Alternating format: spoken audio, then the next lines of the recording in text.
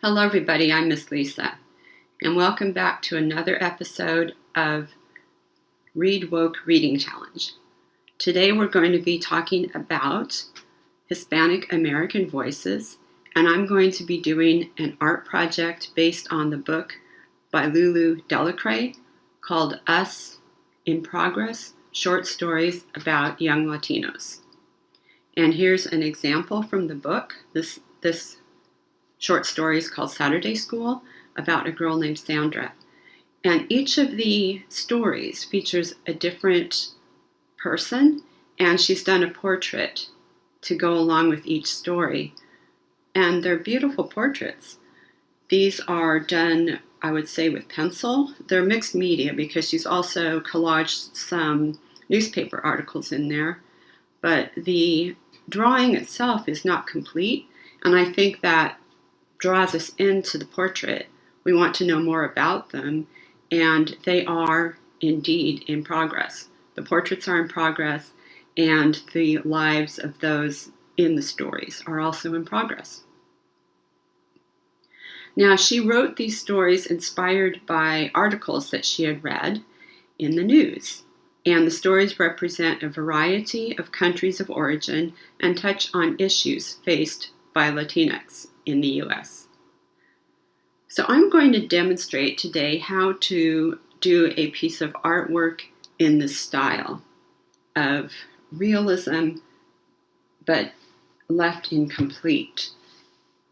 And it's an interesting way to create art because you don't have to get to the end per se, but yet as you carry on, you give enough information that you want to know more. So the viewer is going to want to come look at this drawing and wonder why you hadn't finished it, but also wondering why you chose what you did.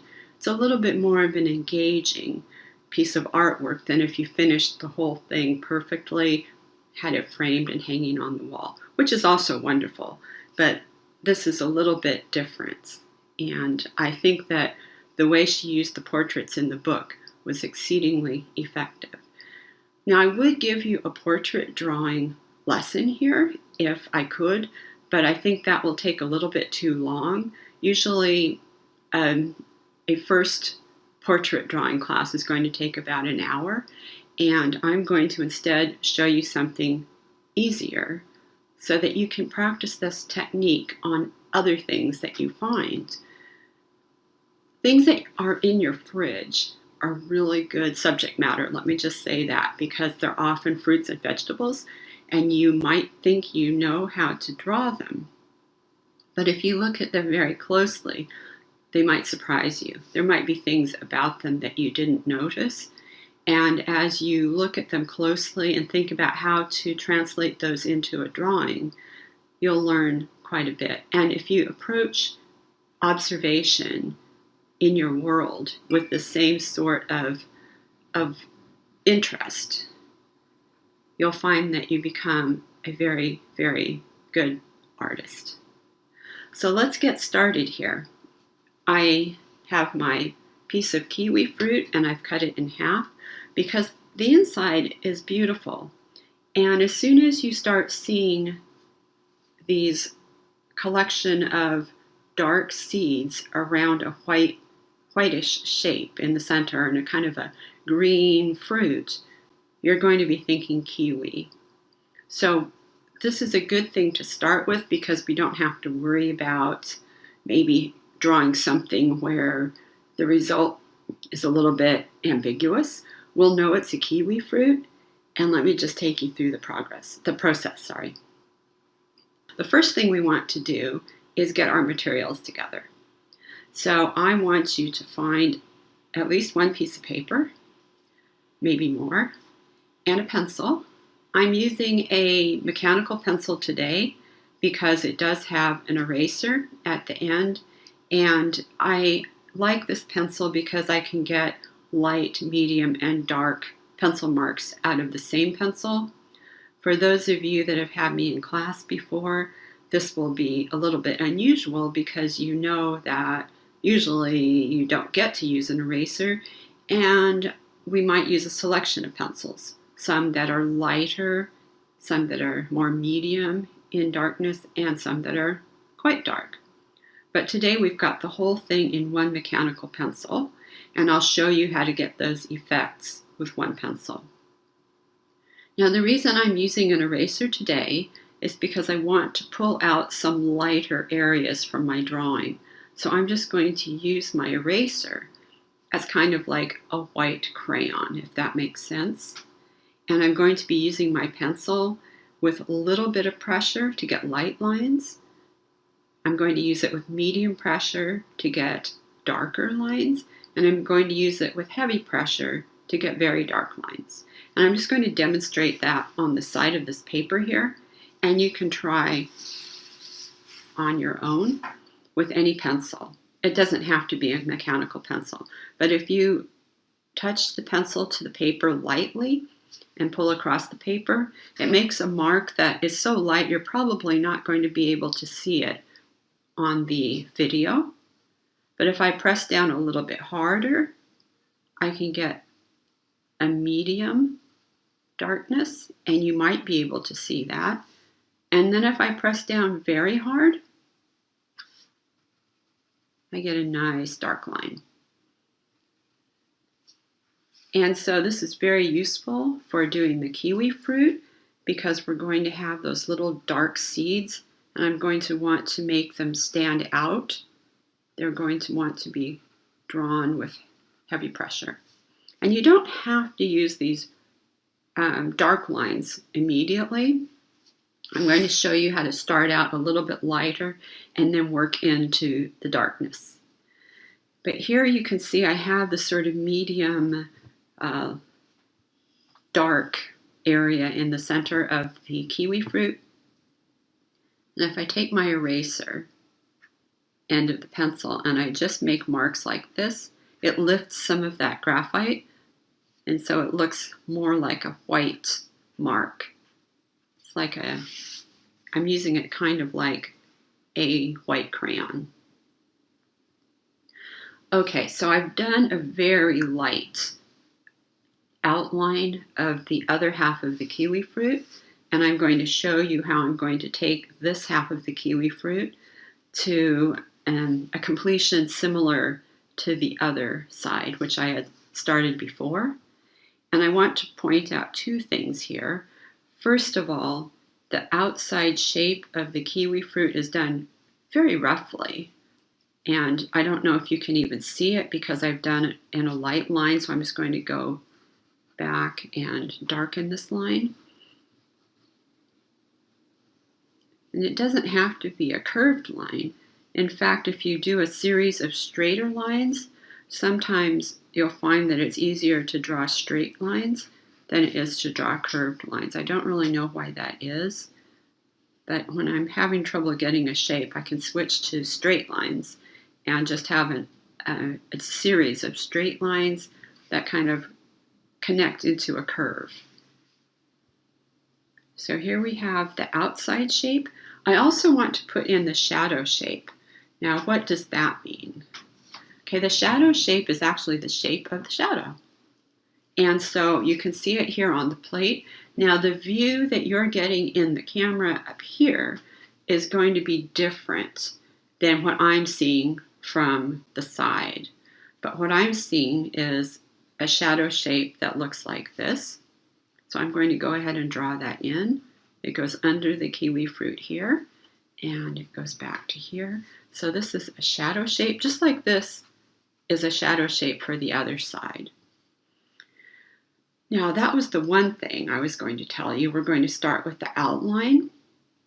The second thing I want to tell you is that often when we use lines to draw, there aren't really lines there. We're just indicating where a light area switches to a dark area, or from where one color switches to another.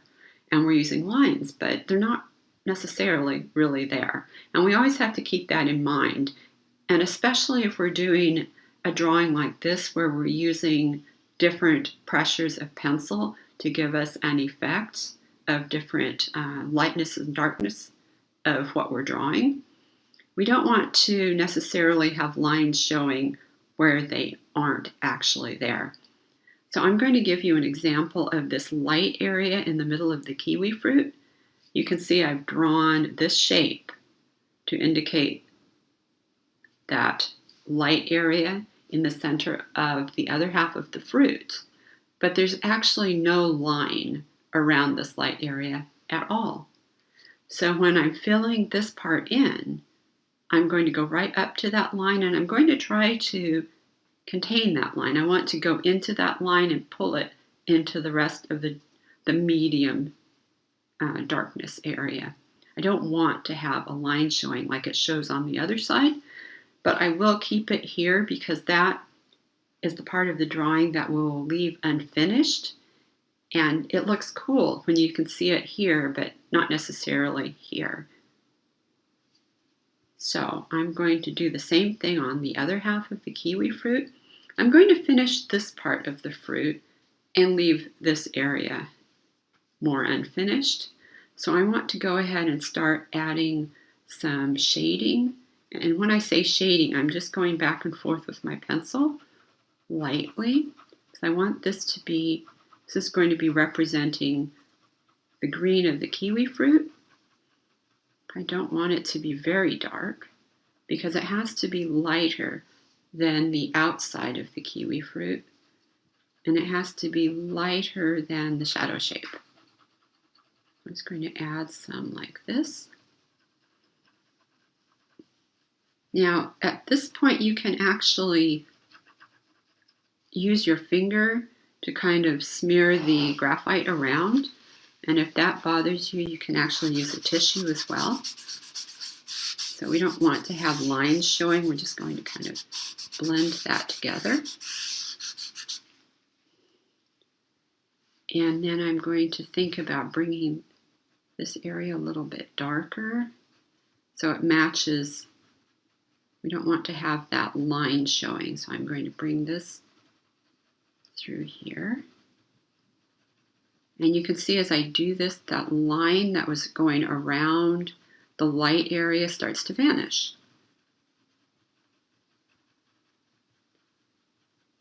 And the same thing when you're doing portraits.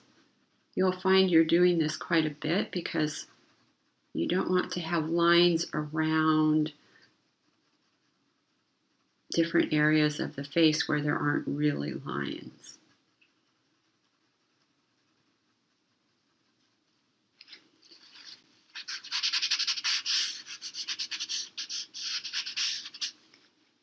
I'm also going to darken the outside shape, the outside line, the outline of the fruit because it's actually the brown skin of the kiwi. And there's a tiny little bit of width to it. It's not very thick, kind of like a paper thickness, but we have to indicate that there is some width to it.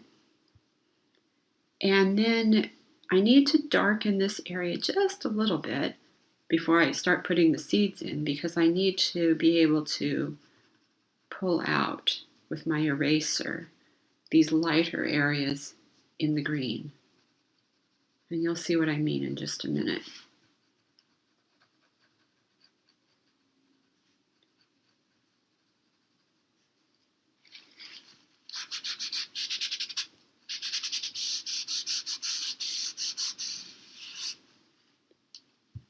So I'm putting a little bit more graphite near the skin of the kiwi because you can see it's a little bit darker green in this area than it is in this area here.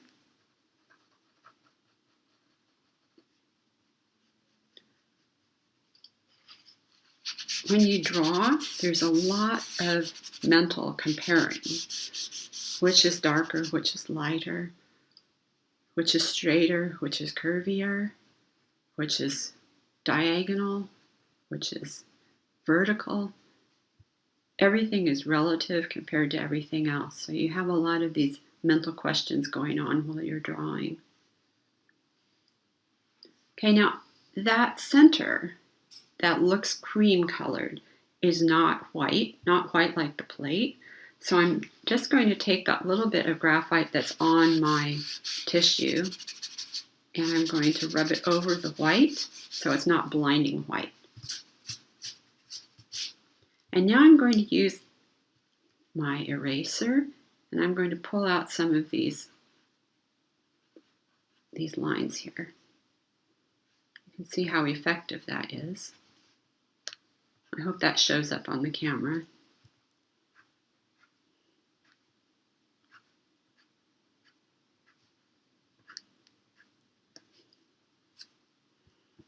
And then I'm just going to darken a little bit in between so they really stand out.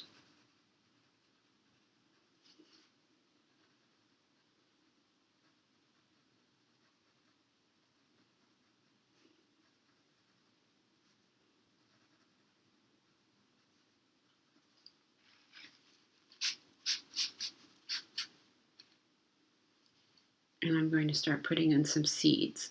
Now notice how the seeds are close to this shape in the middle, this cream colored shape.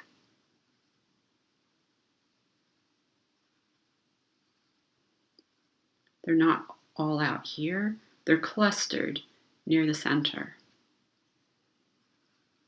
And some of them, the ones that are actually closest to the surface that has been cut, will appear darker because they're right on the surface of the fruit. I'm going to make some of these quite dark.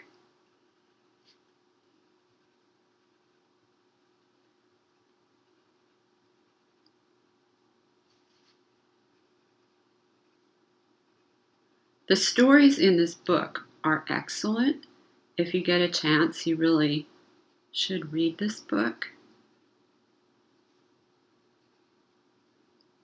They really do give you a feeling of life as a Latinx, as a young Latinx in America. The author herself, I think, was born in Puerto Rico. And she's won awards for her writing.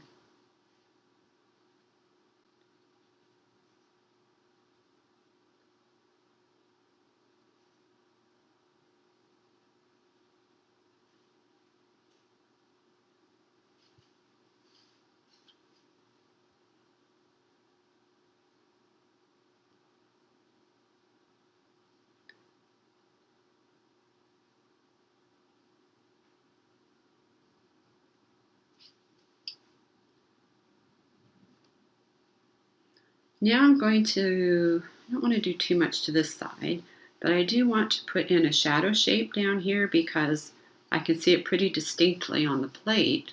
And I can also see that this area of the fruit is lighter than the shadow shape. And this part of my kiwi is not going to be finished, but I do at least want to put some darkness under part of this. And the shadow is going to be darkest right under the fruit. And then it lightens as it comes outwards. And one way to get different sorts of darkness, we talked about pressure, but another way to do that is to be going over a certain area multiple times, because it's like pressing down harder, you're putting more layers of darkness on.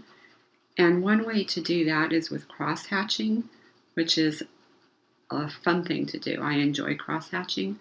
So you might do some marks that go in one direction. And I'm now lessening the pressure on my pencil so that this part comes out lighter. But if I then go the other direction, this is why it's called cross-hatching, especially where I want it to be dark, so near near the skin of the fruit, right underneath. My marks are going to be going the other direction.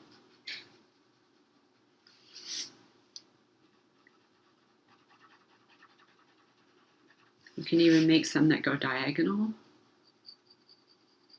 And every time you go over with more marks, you're darkening what you had before. And I just want to go really dark under this part of my kiwi.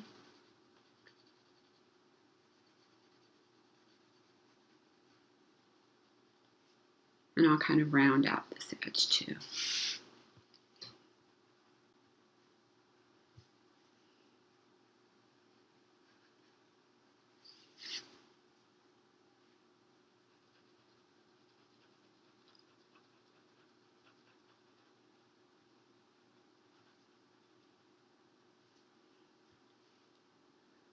Now, when we do kiwi fruit, we cannot forget the texture.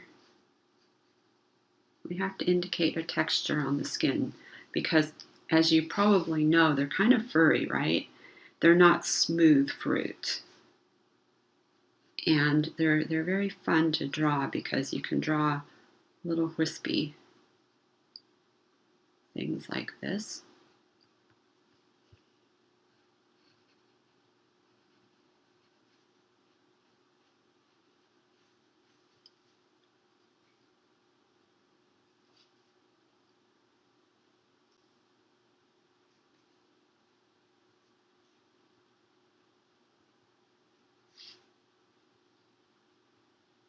You can see the cross hatching I did on the other side here, and you can see some of these little hairs sticking up, or whatever they are.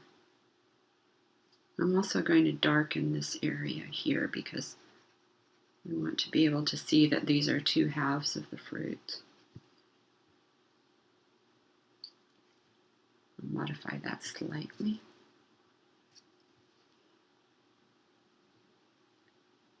When you're nearly done with your drawing, this is a time that you can use an eraser.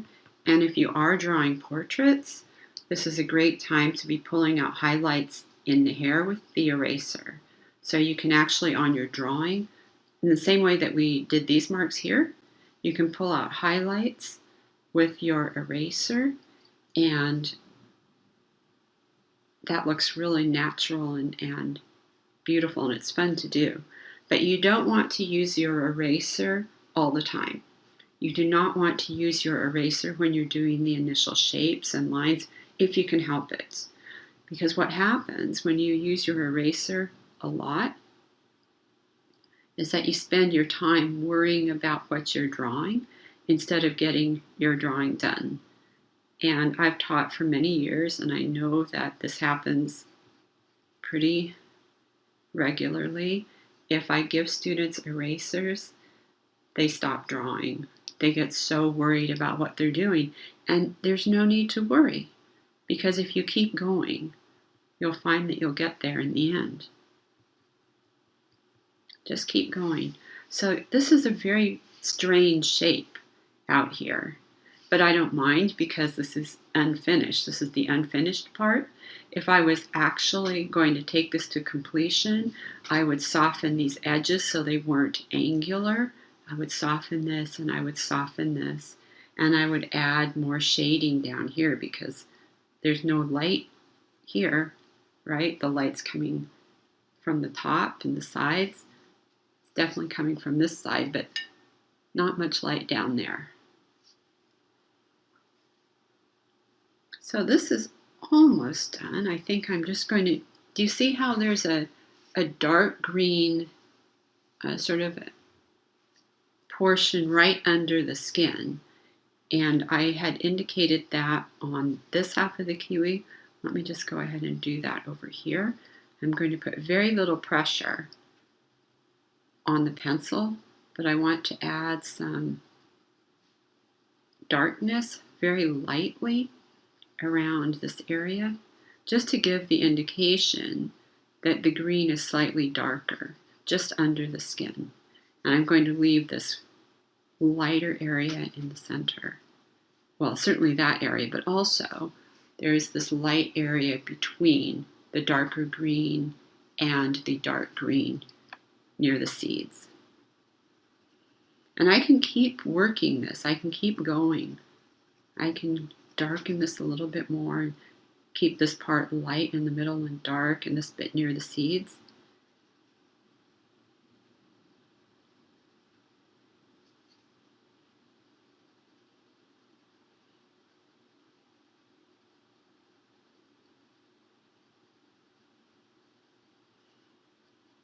And if you practice on things that you find in your fridge, eggs are good.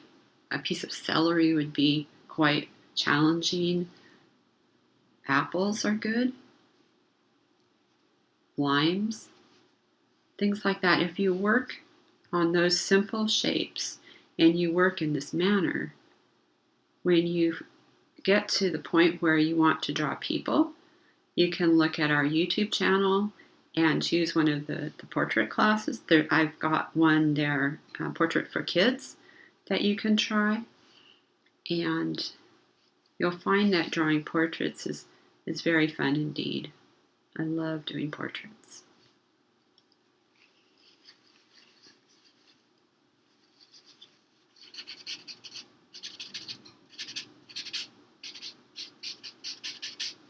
Okay, so I think I'm going to leave this drawing just like this. I hope you found that interesting.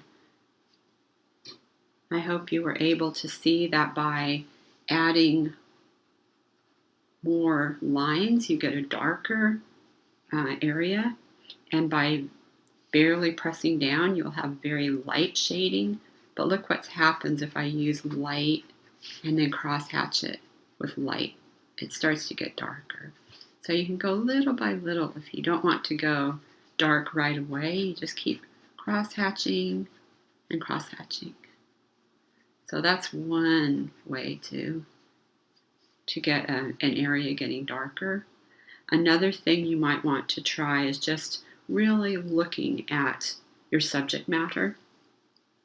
When I say subject matter, I mean the thing that you are drawing.